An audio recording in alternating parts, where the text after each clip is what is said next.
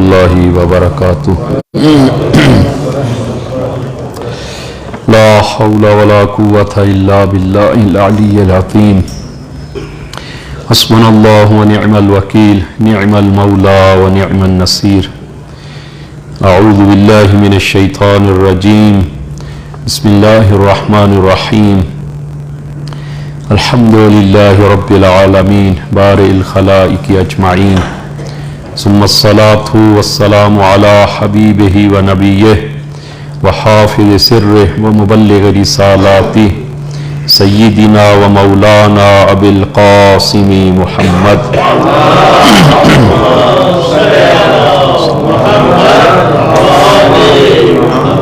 وعلى اہل بیتہ الطیبین الطاہرین المعصومین الذین اذهب اللہ عنہم الرجس وطہرہم تطہیرا.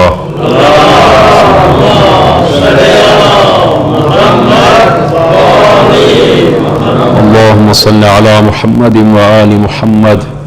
اللہم کل ولیک الحجۃ ابن الحسن صلواتک علیہ وعلی آبائہ فی هذه الساعة وفی کل ساعة ولیا وحافظا وقائدا وناصرا ودلیلا وعینا حتی تسکنہ ارضک طوعا وتمتعہ فیہا طویلا بحق محمد وآلہ الطاہرین. اما بعد قال اللہ تبارک وتعالی وَإِذْ يَقُولُ الْمُنَافِقُونَ وَالَّذِينَ فِي قُلُوبِهِمْ مَرَضٌ مَا وَعَدَنَا اللَّهُ وَرَسُولُهُ إِلَّا غُرُورًا وَإِذْ قَالَتْ طَائِفَةٌ مِّنْهُمْ يَا أَهْلَ يَثْرِبَ لَا مُقَامَ لَكُمْ فَارْجِعُوا وَيَسْتَأْذِنُ فَرِيقٌ مِّنْهُمُ النَّبِيَّ يَقُولُونَ إِنَّ بُيُوتَنَا عَوْرَةٌ وَمَا هِيَ بِعَوْرَةٍ إِن يُرِيدُونَ إِلَّا فِرَارًا وَلَوْ دُخِلَتْ عَلَيْهِمْ مِنْ أَقْطَارِهَا ثُمَّ سُئِلُوا الْفِتْنَةَ لَآتَوْهَا وَمَا تَلَبَّثُوا بِهَا إِلَّا يَسِيرًا. اوصیکم و نفسی بتقوی اللہ. عزیزان، خطبہ اول میں اپنے آپ کو اور آپ عزیزان کو تقوی الہی کی وصیت کرتا ہوں کہ انشاءاللہ خداوند عالم یہ تقوی ہم سب کو عنایت فرمائے. عزیزان، ہماری بات سورہ احزاب میں اور سورہ احزاب کی آیت نمبر 12، 13 اور 14 آج انشاءاللہ مورد بحث ہے، اور آپ عزیزان کی خدمت میں ان آیات کو بیان کریں گے کہ آیت نمبر 7 سے لے کر 24 تک سورہ احزاب کی یہ آیات وہ جنگ خندق اور جنگ احزاب سے مربوط ہیں، اور یہ 3 آیات بھی وہ جنگ خندق سے یہ مربوط آیات ہیں کہ ارشاد خداوندی ہوتا ہے کہ اور جب منافقین اور دلوں میں بیماری رکھنے والے لوگ کہہ رہے تھے کہ اللہ اور اس کے رسول نے ہم سے جو وعدہ کیا تھا وہ فریب کے سوا کچھ نہ تھا، جب ایک گروہ کہنے لگا اے یثرب والو تمہارے لیے یہاں ٹھہرنے کی کوئی گنجائش نہیں، بس لوٹ جاؤ، اور ان میں سے ایک گروہ نبی سے اجازت طلب کر رہا تھا یہ کہتے ہوئے کہ ہمارے گھر کھلے ہیں، حالانکہ وہ کھلے نہیں تھے، وہ صرف بھاگنا چاہتے تھے، اور اگر دشمن ان پر شہر کے اطراف سے گھس آتے پھر انہیں اس فتنے کی طرف دعوت دی جاتی تو وہ اس فتنے میں پڑ جاتے، اور وہ اس فتنے میں پڑنے میں ذرا بھی دیر نہ کرتے. تو یہ 3 آیات کہ جس میں نہایت ایک اہم نقطے کو خداوند عالم نے بیان فرمایا کہ جنگ احزاب میں کہ کچھ لوگ جو ضعیف الایمان تھے اور کچھ منافقین، تو جب انہوں نے ان حالات کو دیکھا کہ مشرکین مکہ 10,000 کا لشکر لے کر انہوں نے مدینے کو محاصرے میں لے لیا، اور مدینے کے اندر سے یہودی بھی اس طاق میں ہیں کہ کب مسلمانوں کو نقصان پہنچایا جائے، اور خصوصاً جب کچھ لوگ خندق پار کرنے کے بعد وہ اندر داخل ہو گئے تو ان منافقین اور ضعیفُ الایمان لوگوں کے اندر خوف اور وحشت اور زیادہ بڑھ گئی۔ تو یہ دو گروہ منافقین اور جن لوگوں کے دلوں میں مرض اور بیماری تھی، اعوذ باللہ، یہ کہنے لگے کہ خدا اور پیغمبر نے ہمیں دھوکہ دیا ہے۔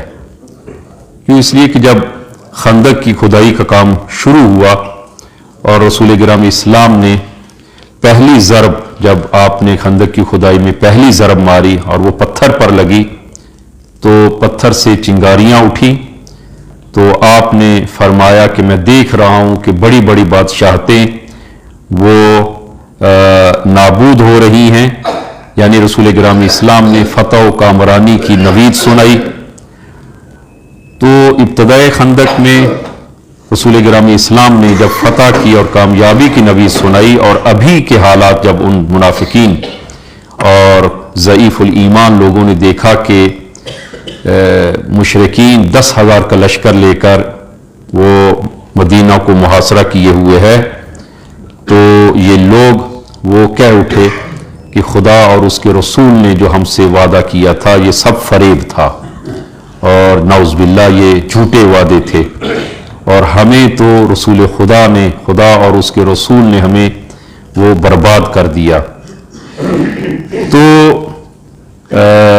اور ان میں سے کچھ لوگوں نے یہ کہنا شروع کیا کہ اے اہل یثرب، کیونکہ مدینے کا پہلا نام یثرب تھا، تو ہجرت کے بعد رسول گرامی اسلام جب آپ مدینہ تشریف لائے تو اس کے بعد اس شہر کو مدینے سے وہ پکارا جانے لگا۔ اور ویسے بھی کلمے یثرب کے معنی ہوتے ہیں ملامت اور سرزنش کے، یہ کوئی وہ اتنا اچھے معنی والا کلمہ نہیں تھا، یثرب یعنی ملامت اور سرزنش۔ تو اس شہر کا نام تبدیل کر دیا گیا اور مدینہ سے یہ شہر جو ہے وہ موسوم ہوا، اور اس کے بعد یہ مدینہ سے ہی وہ پکارا جانے لگا۔ تو ان لوگوں نے کہا کہ اے اہل یثرب، اب یہ تمہارے ٹھہرنے کی جگہ نہیں ہے، اور واپس اپنے بیوی بچوں کے پاس چلے جاؤ۔ تو اب ان میں سے جو ضعیف الایمان لوگ تھے، اپنے ایمان کی حفاظت کے لیے اور اپنے ایمان کے تظاہر کی خاطر کچھ لوگ رسول خدا کی خدمت میں آتے ہیں اور رسول خدا سے اجازت طلب کرتے ہیں۔ تو انہوں نے بہانہ یہ بنایا، توجیہ یہ کی اور بہانہ یہ بنایا کہ یا رسول اللہ، کہ ہم تو یہاں خندق میں ہیں اور مدینے کے اندر ہمارے گھر کھلے ہیں، بیوی بچے تنہا ہیں اور ان کی کوئی حفاظت کرنے والا نہیں ہے، تو اگر یہ لوگ یعنی مشرکین مکہ اگر خندق پار کر کے مدینے پر حملہ کر دیں اور ہمارے گھروں پر حملہ کر دیں، تو ہمارے بیوی بچوں کو اگر اسیر کر لیا تو آپ بھی اس پر راضی نہیں ہوں گے، آپ قطعاً اس پہ راضی نہیں ہیں کہ ہمارے بیوی بچوں کو وہ لوگ اسیر کر لیں، لہذا آپ ہمیں اجازت دیں کہ ہم خندق چھوڑ کر اپنے گھروں کو لوٹ جائیں تاکہ اپنے گھروں کی اور اپنے بیوی بچوں کی حفاظت کریں۔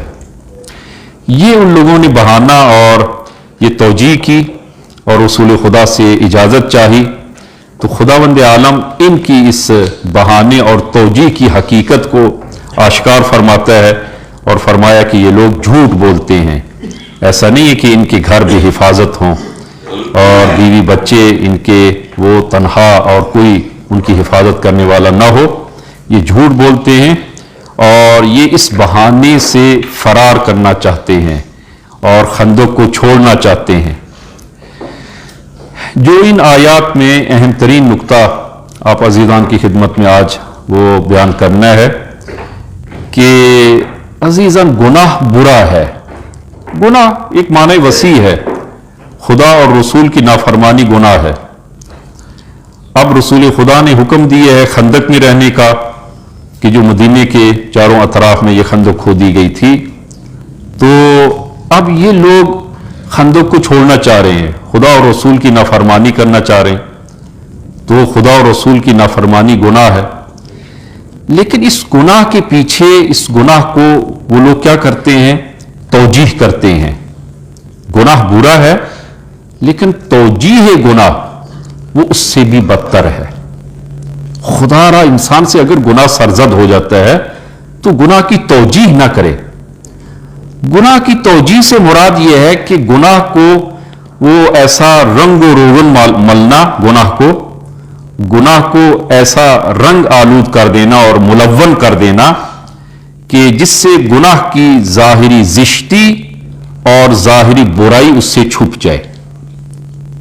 توجیح کرنا گناہ کی، اس کو رنگ و روغن مل دینا تاکہ جو ہے وہ اس کی زشتی جو ہے وہ چھپ جائے اور ایک اچھی چیز ظاہر ہو. کہ انشاءاللہ قرآن سے اور روایات سے اس کی مثالیں آپ عزیزان کی خدمت میں وہ عرض کریں گے.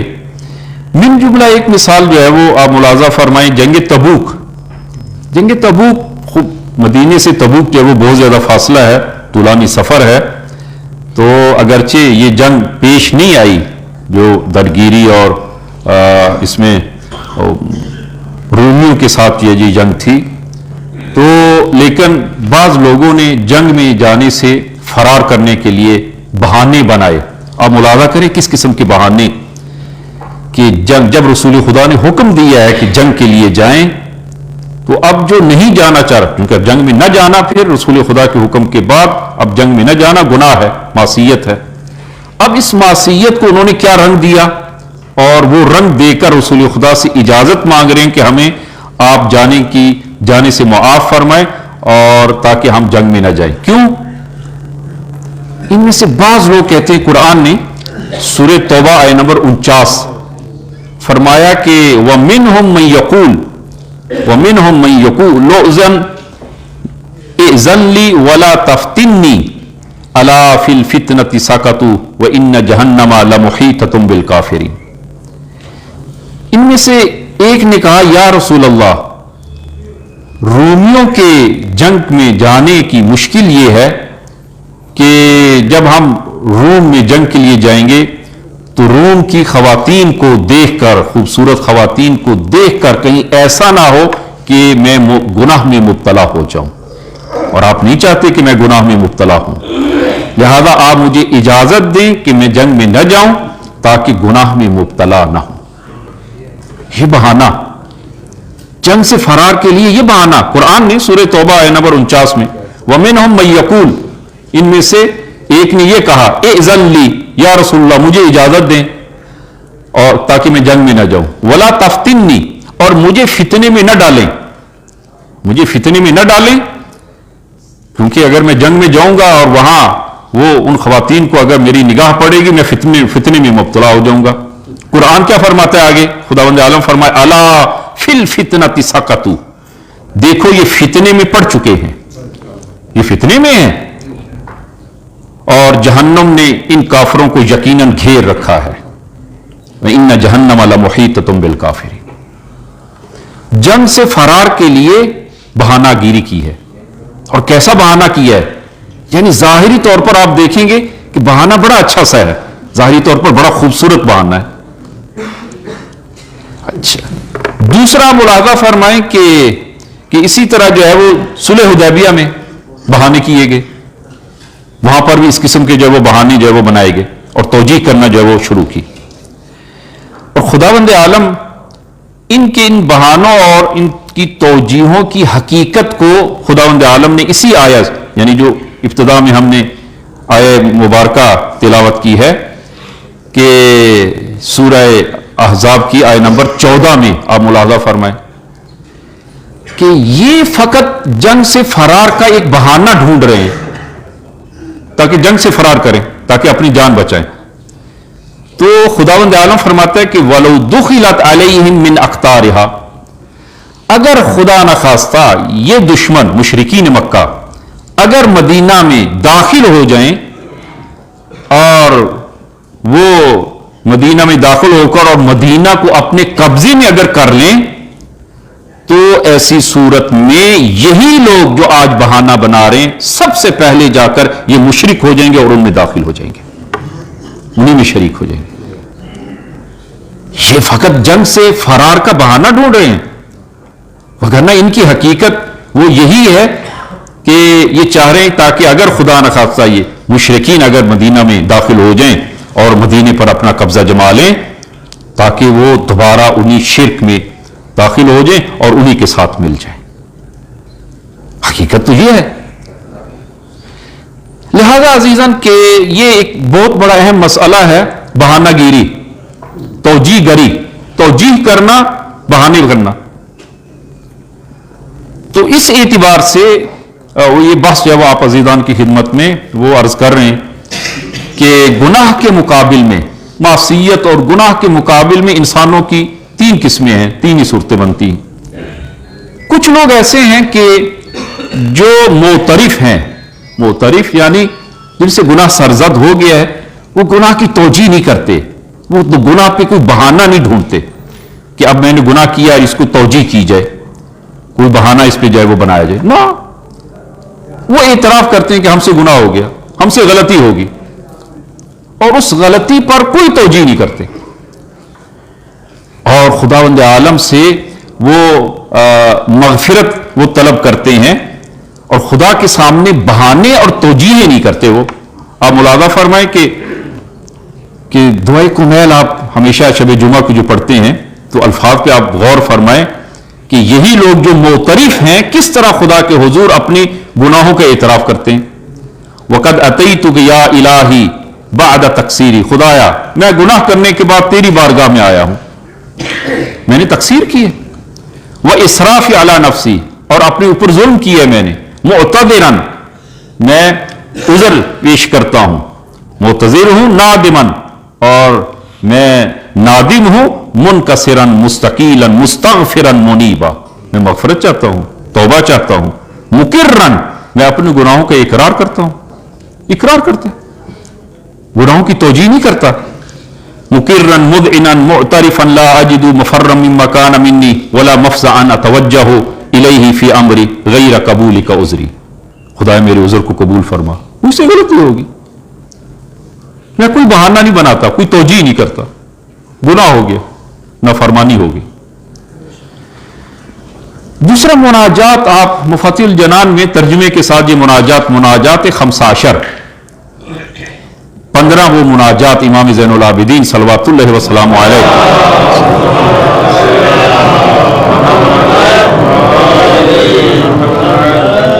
میں عزیزان کی خدمت میں تاکید کروں گا کہ ایک مرتبہ ان دعاؤں کو پڑھیں. پہلی دعا ان 15 دعاؤں میں سے پہلی دعا ہے تائبین کی، توبہ کرنے والوں کی دعا.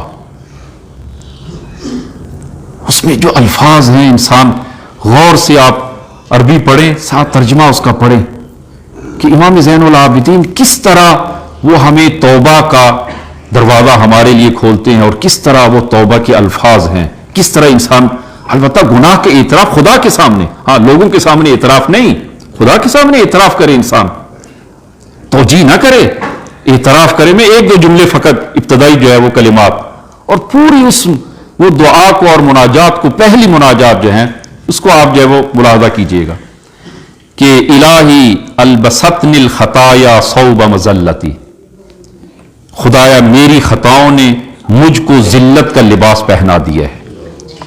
اصلاً معصیت ذلت ہے، ذلت، معصیت گناہ انسان کو ذلیل کر دیتی ہے. خدایا یہ میرے گناہوں نے مجھ کو ذلت کا لباس پہنا دیا ہے.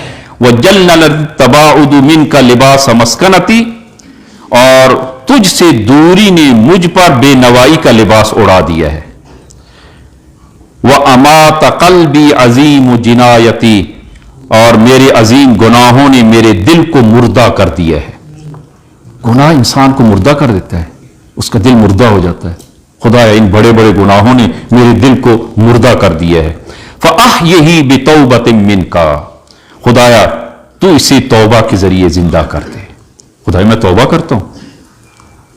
خدا کے حضور اعتراف کرے انسان اور گناہوں سے توبہ کرے، پھر ان گناہوں کی طرف نہ جائے. تو یہ پہلا گروہ ہے کہ جو اپنے گناہوں کی توجیہ نہیں کرتا، اعتراف کرتا ہے.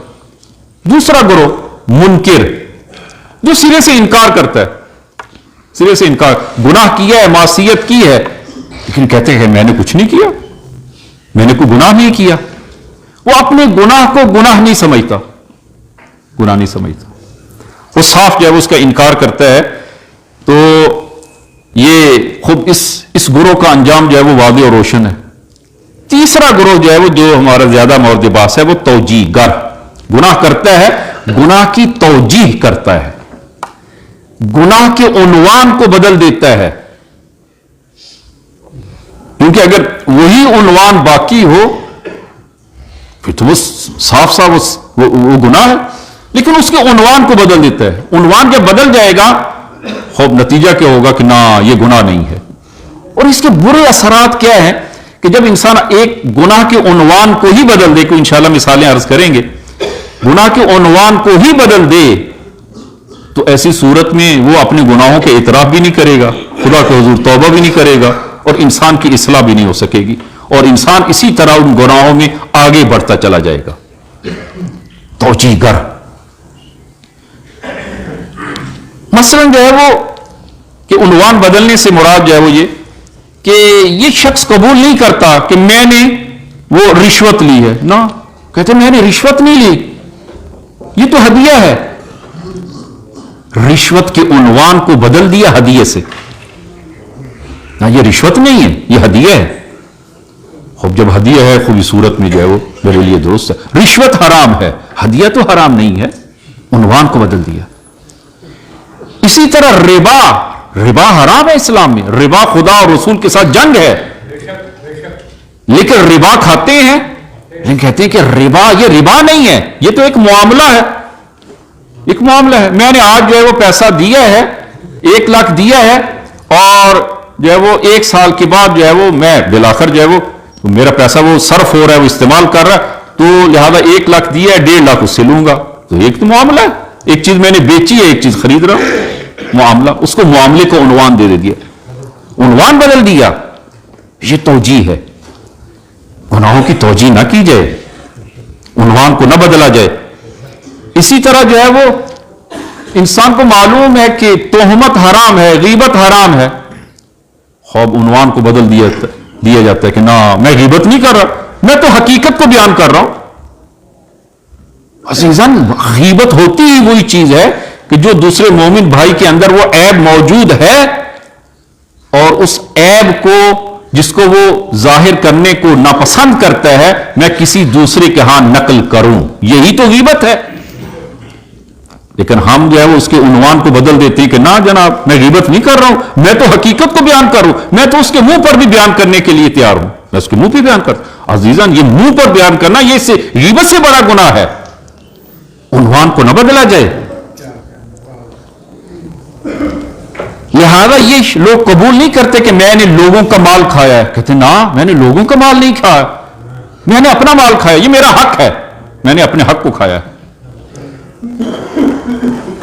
لہذا امام زین العابدین صلوات اللہ وسلام علیہ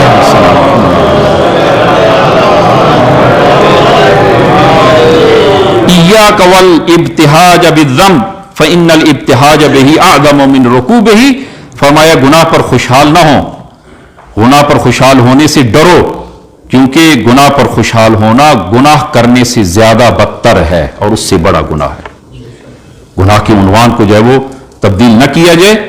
اور اب قرآنی مثالیں جو ہے وہ ملاحظہ فرمائیں کہ جب مشرکین سے وہ پوچھا جاتا ہے کہ تم مشرک کیوں ہو، تو سیقول الذین اشرکوا، کہ جو لوگ وہ مشرک ہیں تو مشرک جو ہے وہ اپنے شرک و کفر کی توجیہ کرتے ہیں، اور وہ جواب میں جو ہے وہ کیا کہتے ہیں کہ نہ یہ ہمارا مشرک ہونا یہ خدا کی مرضی اور مشیت کے مطابق ہے۔ قرآن، ہم جو مشرک ہیں یہ خدا کی مرضی کے مطابق ہم مشرک ہیں۔ کیوں؟ لو شاء اللہ ما اشرکنا ولا آباؤنا ولا حرمنا من شیء، اگر خدا چاہتا تو نہ ہم جو ہے وہ شرک کرتے اور نہ ہی ہمارے آباء و اجداد شرک کرتے اور نہ ہی ہم کسی چیز کو حرام قرار دیتے، کیونکہ مشرکین مکہ نے اپنی طرف سے کچھ چیزوں کو حلال کچھ چیزوں کو حرام اپنی طرف سے حرام قرار دیتے کہ یہ حرام ہے۔ تو اگر خدا چاہتا، اگر شرک جو ہے وہ ہم سے یہ شرک اگر وہ خدا کو مطلوب نہ ہوتا تو خداوند عالم ہمیں مشرک قرار نہ دیتا، ہم بھی شرک نہ کرتے، ہمارے آباء و اجداد بھی شرک نہ کرتے، ہم چیزوں کو حرام بھی قرار نہ دیتے۔ یعنی سب کا سب خداوند عالم کے کھاتے میں ڈال رہے ہیں. یہ ہمارا مشرک ہونا یہ خدا کی مشیت کے مطابق ہے. خدا چاہتا ہے کہ ہم یہی کام کریں، وگرنہ ہمیں خدا روک لیتا. جو کچھ ہم کر رہے ہیں وہ خدا کی طرف سے ہے، وہ خدا کی طرف. اور یہ فکر جو ہے وہ آج بھی موجود ہے. لوگ جو ہے وہ اپنے کام کی توجیہ میں وہ عیناً جو ہے وہ یہی مثال اور یہی وہ طرز تفکر اور وہی استدلال اور وہی توجیہ اور بہانے جو ہے وہ لے کے آتے ہیں. دوسری مثال قرآن میں سورہ یاسین آیہ نمبر 47 میں، اس کو آپ توجہ فرمائیے گا کہ عزیزاً انفاق جو بے نوا ہیں اور جو غریب ہیں مسکین ہیں معاشرے میں، ان کو انفاق کرنا، البتہ یہ مسکین و غریب و مسکین ہونا بھی بالآخر یہ اس کے بازگشت بھی ہماری طرف ہوتی ہے. جو صاحب ثروت ہیں، صاحب حیثیت ہیں، جن کے مال میں خداوند عالم نے حقوق کو واجب قرار دیا ہے، اگر وہ تمام لوگ اپنے حقوق کو ادا کریں، معاشرے میں یہ فقر ختم ہو جائے، یہ فقر ختم ہو جائے. اور آپ امیر المومنین کا وہ دور، وہ 4 سالہ حکومت جو ہے وہ اس کو آپ ملاحظہ اگر فرمائیں کہ جس کو عام طور پر بیان نہیں کیا جاتا، ان 4 سالہ دور میں امام نے معاشرے سے فقر کو ختم کیا، معاشرے سے فقر کو ختم کیا. اور جو امیر المومنین نے جس طرح زندگی گزاری، تو جب آپ سے کہا گیا کہ آپ اس طرح کیوں زندگی گزار رہے ہیں، تو فرمایا کہ حتیٰ امام حسن اور امام حسین بھی ایسی زندگی وہ نہیں چاہتے تھے ایسی زندگی گزارے، لیکن فرمایا یہ میرا اپنا وظیفہ ہے تاکہ میں معاشرے کے سب سے کم ترین شخص کی زندگی میں گزاروں، میں حاکم ہوں. اور فقر کو ختم کیا امام نے ان 4 سالہ دور میں. اگر لوگ اپنے واجب حقوق کو ادا کریں اور جو صاحبان حق ہے ان تک ان کے حق کو پہنچایا جائے، وہ معاشرے سے فقر جو ہے وہ ختم ہو جائے. خوب یہ تو ایک واجب جو ہے وہ حقوق. خوب اس سے ہٹ کر انفاق جو ہے وہ کہ قرآن میں کس قدر تاکید ہے، روایات میں کس قدر تاکید ہے کہ انفاق جو ہے وہ کیا جائے. لیکن جب ان لوگوں سے کہا جاتا ہے کہ آپ انفاق کریں تو مقابل میں کیا توجیہ کرتے ہیں، بہانہ لاتے ہیں.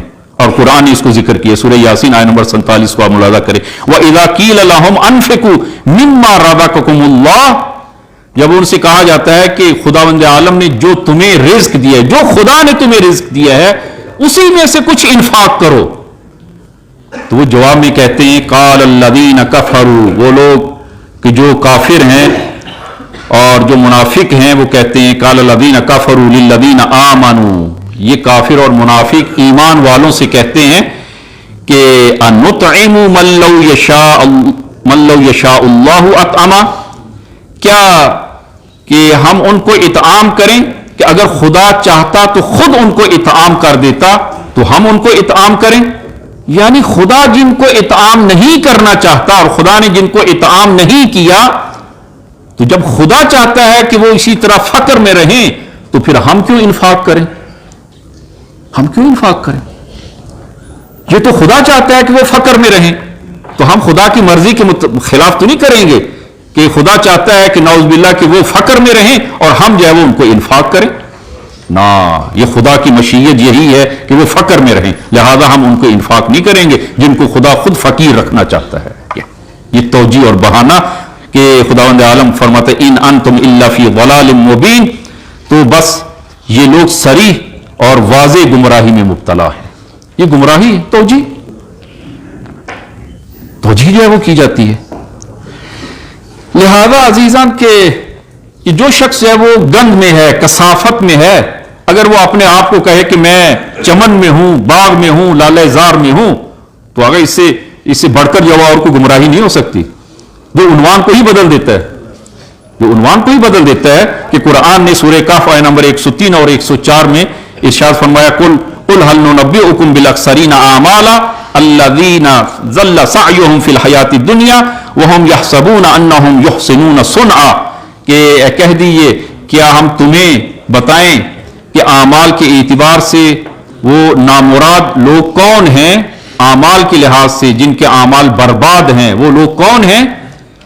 فرمایا کہ وہ لوگ جن کی دنیاوی زندگی میں کوشش یہ ہے کہ جن کی دنیاوی زندگی میں جو کوشش ہے وہ لا حاصل ہے، جن کے اعمال سرے سے قبول نہیں ہیں، جبکہ وہ یہ سمجھے بیٹھے ہیں کہ ہم بڑے نیک اور صالح اور ہمارے کام درست ہیں، برے کام ہیں لیکن وہ اپنے برے کاموں کو اچھے کام کا عنوان دیتے ہیں اور کہتے ہیں کہ ہمارے کام اچھے ہیں۔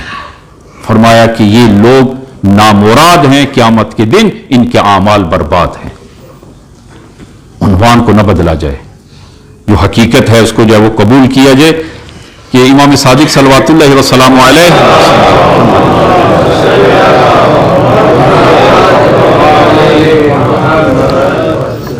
کہ یہ واقعہ شاید آپ نے وہ اکثر سنا ہو کہ ظاہر مدینہ میں کہ کسی شخص کے بارے میں وہ امام سے عرض کیا گیا کہ فلاں شخص جو وہ بڑا متقی و پرہیزگار ہے، بڑا مقدس انسان ہے اور بڑا نیک ہے۔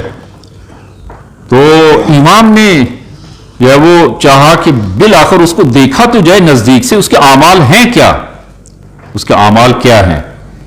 ایک دن امام نے اس کا پیچھا کیا، وہ شخص بازار میں گیا اور نانوائی سے تنور سے اس نے اس کو باتوں میں لگایا اور 2 نان وہاں سے چرائے۔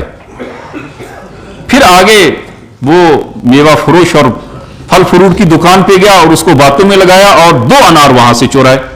امام نے دیکھ کر تعجب کیا کہ یہ شخص وہ جو بڑا مقدس ہے، بڑا نیک اور پارسائی سے معروف ہے، لیکن بالآخر اس نے تو 2 نان اور 2 انار اس نے چوری کیے۔ پھر اس نے کیا کیا کہ یہ چاروں چیز 2 نان اور 2 انار لے کر وہ مدینے سے باہر خرابے میں گیا اور وہاں پر اس نے وہ 4 لوگوں کو ایک نان 2 لوگوں کو اور 2 لوگوں کو ایک انار دیا۔ جب وہ دینے کے بعد وہاں سے باہر آئے، امام نے اپنے آپ کو اس پر ظاہر کیا اور فرمایا کہ یہ تم نے کیا کیا، یہ تمہارا عمل کیا ہے کہ تم نے جو ہے وہ 4 چیزیں چورائی ہیں اور 4 لوگوں کو دی ہیں، وہ بالآخر اس کی حکمت کیا ہے، یہ کیا ہے؟ کہا کہ پہلے پوچھا کہ آپ کون ہیں، آپ امام نے اپنا تعارف کروایا، کہا کہ آپ نے قرآن نہیں پڑھا؟ کیا قرآن کہاں سے؟ تو کہتا ہے کہ یہ قرآن سورہ انعام آیہ نمبر 170 کہ من جاء بالحسنۃ فلہ عشر امثالھا ومن جاء بالسیئۃ فلا یجزی الا مثلھا وہم لا یظلمون۔ یہ قرآن کی آیت، میں نے اس کے مطابق عمل کیا ہے کہ قرآن فرماتا ہے کہ جو ایک نیکی کرے گا اس کو 10 برابر ملیں گی اور جو ایک گناہ کرے گا اس کو 1 ہی گناہ ملے گا، اس کی سزا ایک ہی ہے، اور وہم لا یظلمون، اور ان پر ظلم نہیں کیا جائے گا۔ تو میں نے 4 چیزیں چرائیں، 2 روٹی اور 2 انار، تو میں نے کتنے گناہ کیے؟ 4، اور یہ چاروں چیزیں میں نے انفاق کر دی خدا کی راہ میں، تو ہر ایک انفاق کا 10 برابر، تو 4 چیزوں کو جب انفاق کیا ہے تو کتنی نیکیاں ہوگی؟ 40۔ تو 40 سے 4 کو نکال دیں، مائنس کر دیں، اور پھر بھی 36 مجھے مل گئی ہیں۔ عزیزاً یہ توجیہ ہے، یہ توجیہ، گناہ کی توجیہ۔ امام نے جواب میں فرمایا کہ سورہ مائدہ کی آیت نمبر 27 انما یتقبل اللہ من المتقین، خداوند عالم متقین سے قبول کرتا ہے، جو اہل تقوی ہیں ان سے قبول کرتا ہے۔ تم نے نہ فقط کہ 36 نیکیاں کما لی ہیں بلکہ تم نے کوئی نیکی نہیں کمائی، 8 گناہ کیے ہیں، 8 گناہ کیے ہیں، 4 گناہ چوری کرنے کے اور 4 گناہ کہ لوگوں کا مال ان کی اجازت کے بغیر انفاق کیا ہے، یہ بھی گناہ ہے، کسی دوسرے کا مال اٹھا کر آپ انفاق کر دیں، یہ گناہ ہے۔ 4 گناہ وہ، 4 گناہ یہ، 8 گناہ کیے اور کوئی نیکی تمہیں نہیں ملی، اس لیے کہ خداوند عالم متقین سے قبول کرتا ہے۔ یہ توجیہ ہے گناہ کی توجیہ جو ہے وہ۔ لہذا عزیزاً گناہ کی توجیہ نہ کی جائے، کہ وقت نہیں رہا کہ میں ایک آدھ مثال جو ہے وہ، بعض مسائل ایسے اعتقادی مسائل ہیں، اعتقادی مسائل میں توجیہ کی جاتی ہے، اعتقادی مسائل میں کہ جس طرح پہلے جو ہے وہ مثال دی ہے قرآن سے کہ جب مشرکین سے پوچھا جاتا ہے کہ تم جو ہے وہ مشرک کیوں ہو، تو وہ جواب میں کہتے ہیں کہ یہ خدا کی مشیت کے مطابق ہے. وقال الذین اشرکوا لو شاء اللہ ما عبدنا من دونہ، اگر خدا چاہتا تو ہم یہ بتوں کی پوجا نہ کرتے. تو ہم بتوں کی جو پوجا کرتے ہیں یعنی خدا چاہتا ہے، خدا کے کھاتے میں ڈال رہے ہیں، یہ تو گناہ کی توجیہ کر رہے ہیں. اور اسی طرح آپ ملاحظہ فرمائیں تاریخ میں جنگ صفین میں کہ جناب عمار جب شہید ہوتے ہیں تو لشکر شام سے ایک گروہ میں شور شرابہ ہوا اور اضطراب و پریشانی وہ ظاہر کی انہوں نے، اس لیے کہ وہ دوست اور دشمن سب یہ جانتے تھے اس حدیث کو، رسول گرامی اسلام کی اس حدیث کو، اور یہ معروف تھی حدیث جناب عمار یاسر کے متعلق. البتہ یہ قصہ جو ہے وہ طولانی میں عرض نہیں کرتا ہوں کہ رسول خدا نے جب وہ فرمایا کہ یا عمار تقتلک فئۃ باغیہ، تمہیں ایک باغی گروہ شہید کرے گا، باغی گروہ. اور جب جناب عمار شہید ہوتے ہیں تو شام کی فوج سے ایک گروہ نے جب وہ شور کیا کہ ہم حق پر نہیں ہیں، علی حق پر ہیں، ہم حق پر نہیں ہیں، ہم فئہ باغیہ ہم ہیں، اس لیے کہ عمار ہمارے ہاتھوں شہید ہوئے ہیں، لہذا ہم فئہ باغیہ ہیں. عزیزاً وہاں پر بھی توجیہ کی گئی لوگوں کو آرام کرنے کے لیے تاکہ لوگ بغاوت نہ کریں، فوج میں بغاوت نہ ہو، توجیہ کی گئی. اور وہ سادہ لوگ انہوں نے اس توجیہ کو قبول کر لیا. کیا توجیہ کی؟ امراس نے توجیہ کی، کہا کہ ہم نے عمار کو شہید نہیں کیا، وہ فئہ باغیہ ہم نہیں ہیں، نعوذ باللہ وہ فئہ باغیہ وہ امیر المومنین علی ابن ابی طالب اور وہ گروہ فئہ باغیہ ہیں، اور انہوں نے عمار کو قتل کیا ہے. کیوں؟ اس لیے کہ نہ وہ عمار کو اپنے ہمراہ لاتے نہ وہ شہید ہوتے، علی لے کر آئے میدان میں، لہذا علی نے قتل کیا ہے، ہم نے قتل نہیں کیا. توجیہ کی، لوگوں کے عقائد کو بدل دیا. وہ سادہ لوگ انہوں نے بھی اس کو قبول کر لیا. اور اسی طرح میں عرض کروں کہ ایک بہت بڑا وہ شبہ جو ایجاد کیا جاتا ہے، بہت بڑا شبہ ایجاد کیا جاتا ہے ائمہ ہدیٰ علیہ الصلوۃ والسلام کی شہادت کے حوالے سے، اور اسی طرح جو ہے وہ ان کی علم کے حوالے سے کہ جب ائمہ ہدیٰ کو معلوم ہے اپنی شہادت کا تو پھر جو ہے وہ کیوں گئے. اور تو اس ضمن میں اور وہاں پر بھی بعض لوگ جو ہے وہ کئی شبہات سے جو ہے وہ دوچار ہوتے ہیں. تو عزیزاً یہ اجل اور موت یہ دو طرح کی ہے. قرآن نے جو ہے وہ جس کو ذکر کیا ہے سورہ انعام آیہ نمبر 2 میں، وَهُوَ الَّذِي خَلَقَكُم مِّن طِينٍ ثُمَّ قَضَىٰ أَجَلًا وَأَجَلٌ مُّسَمًّى عِندَهُ ثُمَّ أَنتُمْ تَمْتَرُونَ. فرمایا کہ اس نے تمہیں مٹی سے پیدا کیا، پھر ایک مدت کا فیصلہ کیا اور ایک مقررہ مدت اس کے پاس ہے، پھر بھی تم تردد میں مبتلا ہو.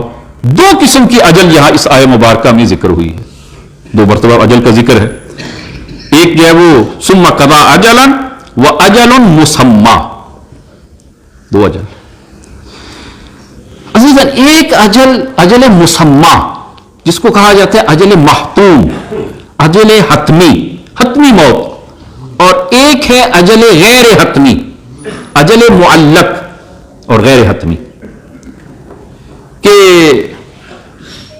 تاکہ ہمارے نوجوان اس مطلب کو جو ہے وہ سمجھ سکیں کہ عزیزان یہ انسانی زندگی میں دو قسم کے عوامل اور اسباب جو ہیں وہ آتے ہیں، کچھ طبیعی ہوتے ہیں نیچرل اور کچھ غیر طبیعی ہوتے ہیں.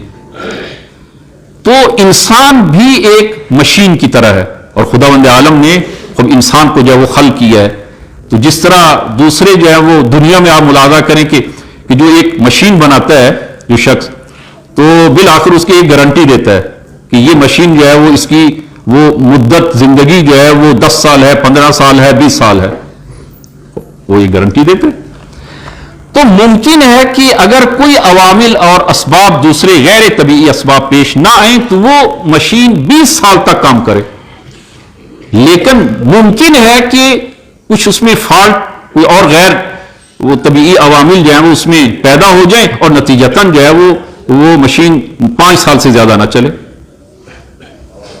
اسی طرح خداوند عالم نے انسان کو خلق کیا ہے اور اس کے لیے ایک اجل حتمی قرار دی ہے، اجل حتمی قرار دی ہے، اس لیے کہ یہ مشین، یہ مخلوق اس سے زیادہ زندہ رہنے کی صلاحیت ہی نہیں رکھتی، لہذا وہ اجل محتوم حتمی اجل. لیکن ممکن ہے کہ اس سے پہلے کوئی غیر طبیعی عوامل جو ہے وہ اور اسباب جو ہے وہ پیش آئیں اور نتیجتاً انسان کی زندگی وہ جو حتمی زندگی جو اس کی 80 سال 100 سال ہے وہ اس سے پہلے اس کو موت آ جائے. میں ایک سادہ سی مثال جو ہے وہ عرض کرتا ہوں. آپ ملاحظہ فرمائیں ایک چراغ ہے, اس چراغ کے اندر 1 لیٹر تیل ہے اور یہ چراغ اس 1 لیٹر تیل سے 24 گھنٹے روشن رہ سکتا ہے, جل سکتا ہے. خوب اگر یہ کوئی اور عوامل جو ہے وہ پیش نہ آئیں, خوب یہ چراغ 24 گھنٹے جو ہے وہ جلے گا, 24 گھنٹے روشنی دے گا. لیکن ممکن ہے کہ یہ چراغ وہ کیا ہو 1 گھنٹے کے بعد بجھ جائے, 1 گھنٹے کے بعد بجھ جائے. کیوں؟ اگر کوئی اور معنی پیش نہ آتا, مثلا جو ہے وہ ہوا چلتی ہے, تیز ہوا تیز آندھی آتی ہے, وہ چراغ بجھ جاتا ہے. یا مثلا جو ہے کوئی شخص جو ہے وہ اس کو جو ہے وہ بجھا دیتا ہے, وہ چراغ بجھ جائے گا. یا مثلا جو ہے وہ بارش ہوتی ہے چراغ کے اوپر, تب بھی چراغ بجھ جائے گا. تو یہ چراغ جو 24 گھنٹے جلنے کی صلاحیت رکھتا ہے, 24 گھنٹے کے بعد یہ چراغ بجھ جائے گا, اس لیے کہ اب تیل ختم ہو گیا, اب اس چراغ میں جلنے کی اور صلاحیت نہیں ہے. 24 گھنٹے کے بعد یہ ختم, یعنی اس کو موت آ جائے گی. لیکن ممکن ہے کہ ایک چراغ 1 گھنٹے کے بعد بجھ جائے. کیوں؟ کیا اس میں وہ 1 گھنٹے سے زیادہ اس میں جلنے کی صلاحیت نہیں ہے؟ صلاحیت ہے, لیکن دوسرے عوامل پیش آئے ہیں کہ جنہوں نے آ کر اس چراغ کی حیات کو گل کر دیا ہے, گل کر دیا. اسی طرح جو ہے وہ انسان کی ایک حتمی اجل ہے جو خداوند عالم نے وہ اپنے علم کے مطابق اس کی قرار دی ہے کہ یہ انسان زیادہ سے زیادہ 100 سال زندہ رہ سکتا ہے, اس کے بعد اس کی موت حتمی ہے. لیکن ممکن ہے کہ یہ انسان 50 سال کے بعد اس کی موت آ جائے, یہی انسان 50 سال کے بعد موت آ جائے. کیوں؟ دوسرے عوامل نے آ کر اس کی موت کو پہلے وہ قرار دیا ہے. مثلا اگر کوئی انسان مریض ہوتا ہے, اپنا علاج نہیں کرواتا, ڈاکٹر کے پاس نہیں جاتا, علاج نہیں کرواتا, مرض بڑھ جاتی ہے, وہ انسان جو وہ کیا ہے اس کی موت ہوگی. یہ انسان 100 سال تک, اب یہ خدا کو علم ہے البتہ کہ یہ 100 سال تک زندہ رہ سکتا تھا, لیکن اس نے اپنے علاج نہیں کروایا تو 40 سال کے بعد اس کی موت ہوگی. یا مثلا کوئی انسان یہ 100 سال تک زندہ رہ سکتا ہے, لیکن کسی نے آ کر قتل کر دیا, موت ہوگی. ایکسیڈنٹ ہو گیا, موت ہو گئی, موت ہو جائے گی اس صورت میں بھی.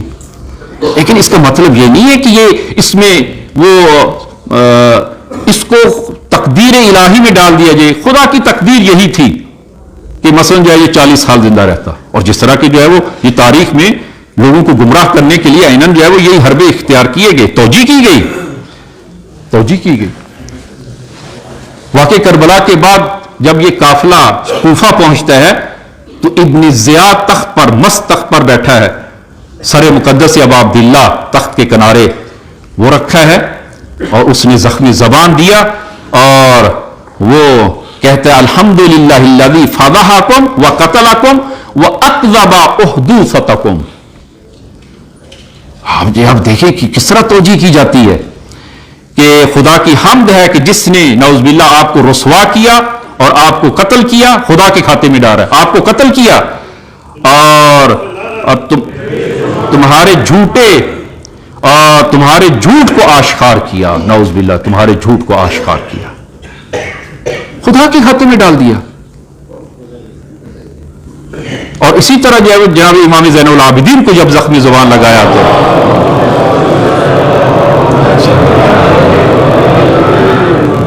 کہ خدا نے آپ کے بھائی علی کو قتل کیا ہے, امام نے فرمایا کہ نہ, خدا نے قتل نہیں کیا, تمہارے ظلم اور بربریت سے وہ قتل ہوئے ہیں, تم قاتل ہو, تم لوگوں نے قتل کیا ہے. خداوند عالم نے ہمیں عزت بخشی ہے, ہمیں کرامت بخشی ہے, خدا کے کھاتے میں نہ ڈالا جائے, گناہ کی توجیہ نہ کی جائے. اسی طرح عزیزان یہ بڑی مثالیں جو ہے وہ اپنی وہ روزمرہ کی زندگی میں ہمارے اندر بہت ساری چیزیں جو ہیں وہ جن کی توجیہ کرتے ہیں. مثلا جو ہے وہ عزیزاً خدا نے انفاق کو, زکوٰۃ کو واجب قرار دیا ہے, خمس کو واجب قرار دیا ہے, کیوں نہیں دیتے؟ اگر میں وہ ٹیکس دیتا ہوں، حکومت کو ٹیکس دیتا ہوں، میں ٹیکس دیتا ہوں، میں خمس کیوں دوں؟ عزیزاً ٹیکس اور چیز ہے، خمس اور چیز ہے، دونوں کو ایک نہ کیا جائے، دونوں کو ایک نہ کیا جائے، توجیہ نہ کریں۔ اگر ادا نہیں کرتا کوئی تو وہ اپنا الگ مسئلہ ہے، لیکن اس گناہ کو توجیہ نہ کی جائے۔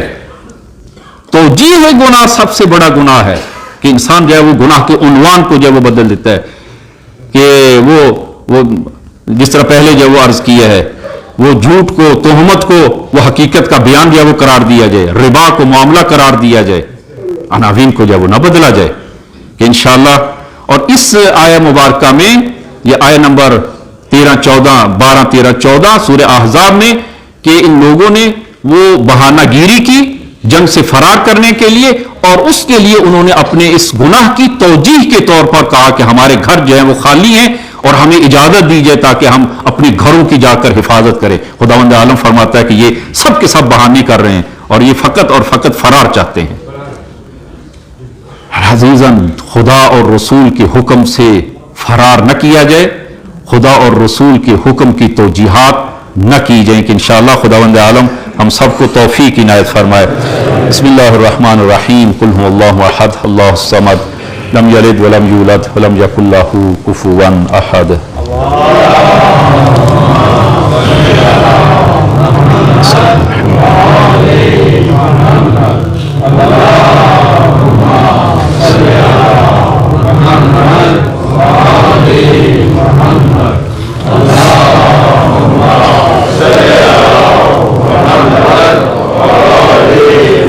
بسم اللہ الرحمن الرحیم، الحمد للہ رب العالمین، والصلاة والسلام علی محمد وآلہ الطیبین الطاہرین المعصومین۔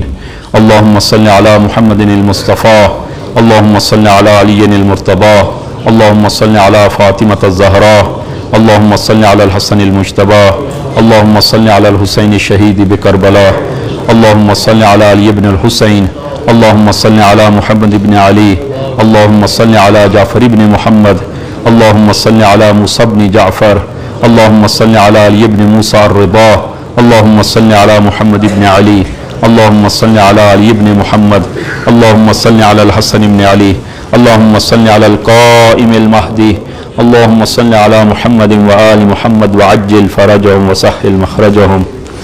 اوصیکم نفسی بتقوی اللہ۔ عزیزان خطبہ دوم میں بھی اپنے آپ کو اور آپ عزیزان کو تقوی الہی کی وصیت کرتا ہوں کہ انشاءاللہ خداوند عالم یہ تقوی ہم سب کو عنایت فرمائے، اور نہایت اختصار کے ساتھ کہ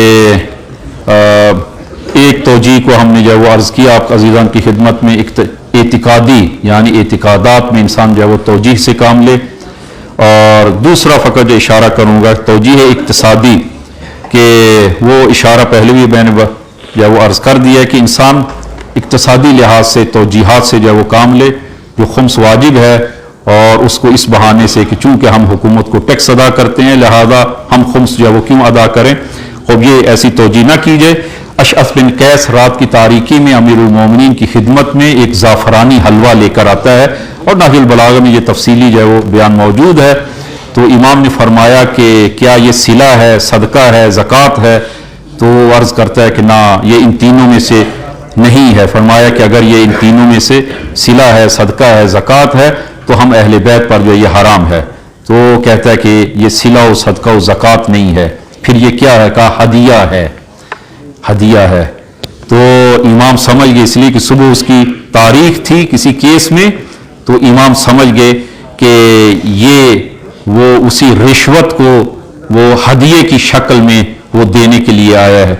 تو امام نے فرمایا کہ ممکن نہیں کہ علی کو ان چیزوں کے ذریعے تم فریب دے سکو، اور پھر جو ہے وہ ایک جملہ فرمایا امیر المومنین نے، واللہ لو اوتیت الاقالیم السبع بما تحت افلاکہا، کہ ان 7 آسمانوں اور زمینوں اور جو کچھ اس کے اندر ہے اگر یہ سب کا سب علی کو دے دیا جائے، کہ اس کے مقابل میں علی سے کیا چاہے کہ الا ان اعصی اللہ فی نملۃ اسلبها جلب شعیرۃ ما فعلتہ، کہ یہ زمین 7 آسمانوں اور زمین اور جو کچھ اس میں ہے یہ سب کا سب علی کو دے دیا جائے، اور علی سے یہ کہا جائے کہ چیونٹی کے منہ میں وہ ایک तिनका जो चींटी के मुंह में है, जुल्म के जरिए उस चींटी से उस तिनके को मैं छीन लूं और बराबर में इतना कुछ मुझे दे दिया जाए। मा फालतू हूं, अली ये करने वाला नहीं है। मोहम्मद आले मोहम्मद की अज़मत बुलंद तर सलाम।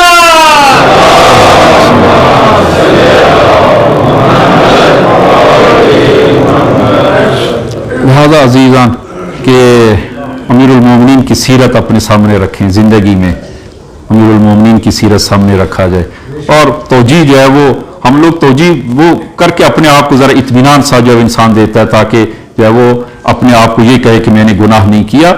मसलन जो है अजीज़ान, ये काम क्यों करते हैं? सब लोग करते हैं, सब लोग करते हैं।